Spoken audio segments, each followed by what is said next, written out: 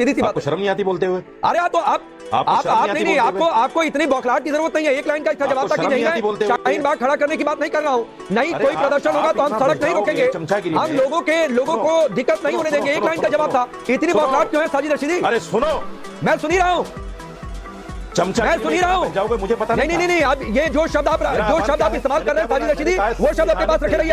जैसे एंकरों को बहुत जानता हूँ। नहीं, मैं भी आप जैसे मौलानाओं को बहुत जानता हूँ, ऐसे जो सिर्फ प्रोपेगेंडा फैलाना चाहते हैं, जो सिर्फ लोगों को भड़काना चाहते हैं। अरे मेरी दुखती रग आप क्या छेड़ोगे? आपकी औकात क्या है मेरे भाई? नहीं, मेरी औकात मत देखिए साजिद रशीदी। साजिद रशीदी, एक मिनट साजिद रशीदी, मैं वार्न कर रहा हूँ, मेरी औकात देखने पर मत आइएगा। और यहाँ पर आपको औकात देखने के लिए नहीं बुलाता हूँ साजिद रशीदी। नहीं, साजिद रशीदी सुनिए, साजिद रशीदी सुनिए, एकदम बदतमीजी वाली बात मेरे सामने मत करिए भाई। आपकी तरह मेरे दिमाग में गोबर नहीं है, आपकी तरह। साजिद रशीदी, आपने अब साजिद रशीदी की आवाज डाउन करिए। साजिद रशीदी को हटाइए, साजिद रशीदी को हटाइए। आपके दिमाग में गोबर भरा होगा। जब आपका दिमाग ठीक हो जाए तो मेरे डिबेट में आइएगा। हटाइए साजिद रशीदी को पैनल। तो आज के इस वीडियो में हम देखने वाले हैं कि कैसे एंकर ने मौलाना साजिद रशीदी को डिबेट से धक्के मारकर भगा दिया, क्योंकि साजिद रशीदी खुलेआम मुसलमानों को भड़का रहा था और कह रहा था कि इस बार हम लोग सड़क पर उतरेंगे। तो इसी बात पर जब एंकर सवाल कर दिए तो यह भड़क गया और उल्टे एंकर को ही कुछ भी अपशब्द बोलने लगा। तो इसी बात ने इसे धो दिया है और इसे धक्के मारकर डिबेट से भगा दिया, जिसके बाद बेचारा यह ना चाहते हुए भी डिबेट छोड़ छाड़ कर भागना पड़ा इसे। तो भाई क्या हुआ, आप खुद से ही देखिए इसकी धुलाई को। साजिद रशीदी जी, आपसे शुरू करता हूं। विरोध के नाम पर जो आपकी बातें मैंने सुनी है, जो बयान सुना है, क्या आप पहले सीए में जो हुआ, अब इसी तरीके से वक्फ एक्ट में संशोधन पर दूसरा शाहीन बाग आप खड़ा करना चाहते हैं?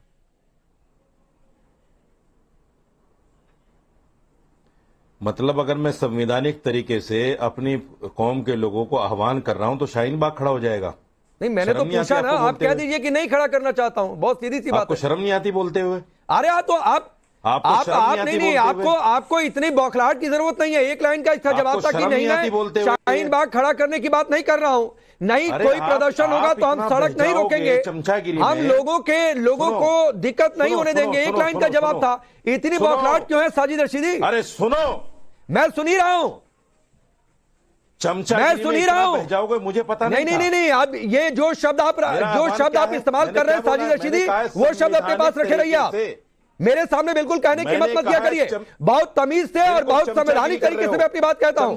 मैंने पूछा था कि क्या शाहीन बाग जैसा प्रोटेस्ट आप करना चाहते हैं? एक लाइन का जवाब था, अगर हाँ तो हाँ, नहीं तो नहीं। इसमें बौखलाने की जरूरत क्या थी? संवैधानिक तरीके से मेरी बात को अन्यथा लेने की जरूरत नहीं है। नहीं, आपने मेरी बात को अन्यथा ले लिया साजिद रशीदी। मैं ऐसे ही बोलूंगा। मिस्टर रशीदी, आपने मेरी बात को अन्यथा ले लिया। मैंने पूछा शाहीन बाग जैसा प्रोटेस्ट करना चाहते हैं, बोल देते नहीं। आप जैसे एंकरों को बहुत जानता हूं। नहीं, मैं भी आप जैसे मौलानाओं को बहुत जानता हूं, ऐसे जो सिर्फ प्रोपेगेंडा फैलाना चाहते हैं, जो सिर्फ लोगों को भड़काना चाहते हैं। मुझे मालूम है आपकी दुखती रग छिड़ गई। बकवास नहीं करना ज्यादा साजिद रशीदी, मुझे मालूम है आपकी दुखती रग छिड़ गई मेरे इस एक सवाल से। मैंने कहा अरे मेरी दुखती रग आप क्या छेड़ोगे? आपकी औकात क्या है मेरे भाई? नहीं, मेरी औकात मत देखिए साजिद रशीदी। बहुत सहनशील साजिद रशीदी, एक मिनट साजिद रशीदी को झेलता हूं रोजाना। मैं वार्न कर रहा हूं, मेरी औकात देखने पर मत आइएगा। पता नहीं, और यहाँ पर आपको औकात देखने के लिए नहीं बुलाता हूं साजिद रशीदी। मैं बहुत एकदम बात याद रखिएगा, एकदम बात याद रखिएगा। और बहुत तमीज के साथ मेरे सामने कोई भी बोले। चल गया ना, बहुत तमीज के साथ चल गया ना कि मेरे संवैधानिक आह्वान को आप शाहीन बाग कह रहे हैं। आपको शर्म नहीं आई? नहीं, मैंने शाहीन बाग नहीं कहा साजिद रशीदी। मैंने पूछा क्या दूसरा शाहीन बाग खड़ा करना चाहते हैं? क्या शाहीन बाग जैसा प्रोटेस्ट करना चाहते हैं? आपको बोल देना था एक लाइन में कि नहीं करना चाहता हूं। ये शाहीन बाग कैसे होगा? तो मैं आप जैसे लोग ही किसानों को खालिस्तानी कह रहे हैं। नहीं, साजिद रशीदी सुनिए, साजिद रशीदी सुनिए, एकदम बदतमीजी वाली बातचीत मेरे सामने मत करिए भाई। मुझे पता है आपको सत्यापन की बात से चिढ़ मच गई। मुझे पता है कि आप चाहते हैं कि असीमित अधिकार रहे। मुझे मालूम है कि आपकी मंशा, आपकी बौखलाहट ये दिखाती है कि आप सिर्फ लोगों को भड़काना चाहते थे साजिद रशीदी। क्या मंशा है मेरी, बताना जरा। क्या चलिए मुद्दे पर आइए ना। अरे मुद्दे पर आइए साजिद रशीदी। अगर आपको तार्किक कोई बात करनी है और अगर कोई पॉजिटिव मैसेज देना है, एक लाइन में बोल दीजिए शाहीन बाग जैसा प्रोटेस्ट नहीं होगा, बात खत्म, आगे बढ़ जाइए उस पर। बिल्कुल पॉजिटिव मैसेज है मेरा। आपकी तरह मेरे दिमाग में गोबर नहीं है, आपकी तरह। साजिद रशीदी, आपने अब साजिद रशीदी की आवाज डाउन करिए। मैंने कहा साजिद रशीदी को हटाइए, साजिद रशीदी को हटाइए। आपके दिमाग में गोबर भरा होगा। जब आपका दिमाग ठीक हो जाए तो मेरे डिबेट में आइएगा। हटाइए साजिद रशीदी को पैनल से, हटाइए साजिद रशीदी को प्लीज, हटाइए। पीसीआर इंश्योर करिए, डिबेट में अब आगे ना रहा है। मेरा एक लाइन का सवाल यह था, चूंकि साजिद रशीदी ने अपील की थी कि मुसलमान सड़कों पर उतरे, उतरना भी चाहिए। अगर सरकार के किसी फैसले पर ऐतराज है, कोई कानून में संशोधन पर ऐतराज हो रहा है, बिल्कुल उतरिए, लोकतंत्र इसी का नाम है, आप प्रोटेस्ट करिए, कोई किसी को दिक्कत नहीं है। लेकिन मैंने पूछा कि क्या शाहीन बाग जैसा प्रोटेस्ट खड़ा करना चाहते हैं, तो इसमें इतना बौखला गए। तो मंशा पर तो सवाल उठेगा कि आप प्रोटेस्ट के लिए अपील नहीं कर रहे हैं, आप भड़काना चाहते हैं प्रोटेस्ट के नाम पर। नहीं, हमने कुछ बोला है तो अगर हमसे उस पर सवाल हो रहा है तो जवाब देना चाहिए। लेकिन आपने भी एकदम शाहीन बाग कहा ना उनसे, तो उन्हें शायद बुरा लगा इस पर। शाहीन बाग को आपने गलत तरीके से पेश किया। सुन ले, रुक जाइए अभी आप बोल रहे थे, मैं खामोश, रुक जाइए। हाँ हाँ, बोलिए, आप बोल रहे थे, मैं बोलिए हजारी जी, बोलिए, मैं आया बीच में, बोलिए आप। जो भी ये मसाइल हैं वक्फ बोर्ड को लेकर के, मैं ये पूछना चाहता हूँ। 10 सालों से सरकार है, आप लोगों को एक बार ये भी सवाल करना चाहिए कि सरकार ने बेरोजगारी के लिए क्या किया है। सरकार ने 15 लाख रुपए देने के लिए वादा किया था, कहाँ गए वो? तीसरी सरकार है, घोषणा की है क्या उन्होंने? आपको एक बार ये भी उनसे सवाल करना चाहिए कि जो नोटबंदी हुई है 2 बार, उससे देश को क्या फायदा हुआ है? मुसलमानों के मसाइल के लिए क्या वजीर आजम को वजीर आजम बनाया गया है कि शुरू से लेकर के मुसलमानों के मसाइल पर हस्तक्षेप कर रहे हैं? आचार्य जी, बेरोजगारी पर रह रहकर सवाल पूछे जाते हैं, आपको वो सवाल सुनाई नहीं देते, तो वो आपकी दिक्कत हो सकती है। संपत्ति को कब्जा करने वालों को छुड़ाना जरूरी है। जो मुगलना नहीं किया वो वक्फ बोर्ड के माध्यम से हो रहा है। बकलोली ना करो आप ज्यादा ना बोलो, आपके लिए अच्छा होगा। आपकी जहरीली जबान मुसलमानों के लिए चलती है। आपने इस्लामिक स्कॉलर लिखा है इनके नाम के आगे। आपकी जहरीली जबान मुसलमानों के हुकूक का जब मसला आता है तो आप बिलबिला जाते हो, तो आपको चक्कर आ जाता है। मुसलमानों के घर बुलडोज हो तो आप खुशी के दिए आप जलाते हो।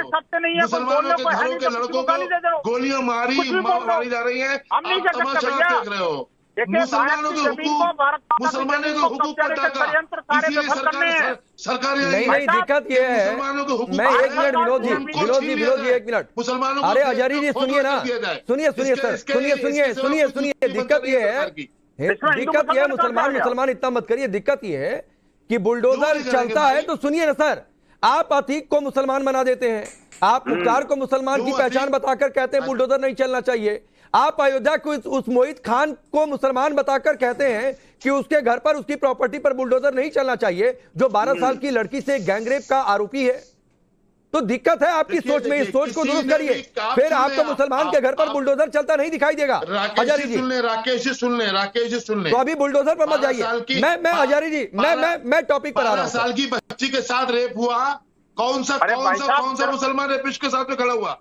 नहीं, मैंने एक बात कही, आपने कहा कि अरे हजारी जी सुनिए, एक मिनट हजारी जी, आपने कहा ना मुसलमान के घर पर बुलडोजर, तो कोई मासूम मुसलमान के घर पर बुलडोजर नहीं चला है। मैं सिर्फ आपको ये समझा रहा था, इसलिए मुसलमान मत गिनिए। मोहित खान को, अतीक को, मुख्तार को, ऐसी में आपकी इमेज गलत जाती है। आप टॉपिक पर आइए सर, टॉपिक पर आइए सर। 1 मिनट रुक जाइए।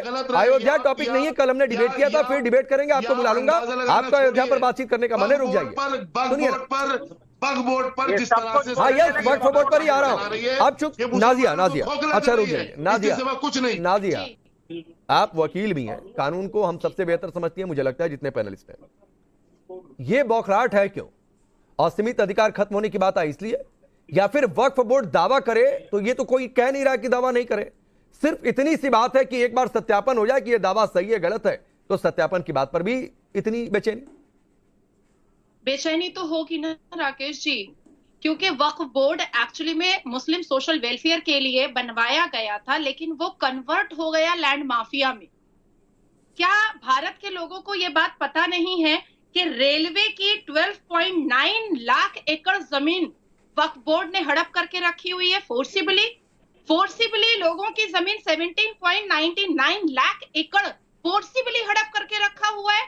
क्या हम सब भूल चुके हैं कि इलाहाबाद हाई कोर्ट के अंदर एक मस्जिद हुआ करती थी और साजिद रशीदी जैसे लोग मुसलमानों का नाम लेकर अपनी राजनीति हर जगह चमकाने से कभी पीछे नहीं हटते हैं। इसीलिए तो अभी ये खुलेआम कहते हैं कि लोगों को सड़क पर उतरना होगा, हर एक मुसलमान को। इसको भड़काना नहीं तो और क्या बोलते हैं, लेकिन यही बात कोई इसे बोल देता है कि आप भड़का रहे हैं तो ये लोग बौखला जाते हैं। उसके बाद कुछ भी बोलने लगता है सामने वाले को, लेकिन जब सामने राकेश पांडे जैसे एंकर होते हैं तो ये लोग अपनी धुलाई इसी तरह हर बार कराते ही हैं। इन लोगों का रिकॉर्ड है अभी तक का। और फिर उसके बाद बेइज्जत होकर जाते हैं डिबेट से। खैर, आपको अगर थोड़ा सा वीडियो अच्छा लगा तो वीडियो को लाइक कर दीजिए और ऐसे ही वीडियोस के लिए आप हमारे चैनल को सब्सक्राइब जरूर कर लीजिएगा। हम मिलते हैं बहुत जल्द किसी और वीडियो में।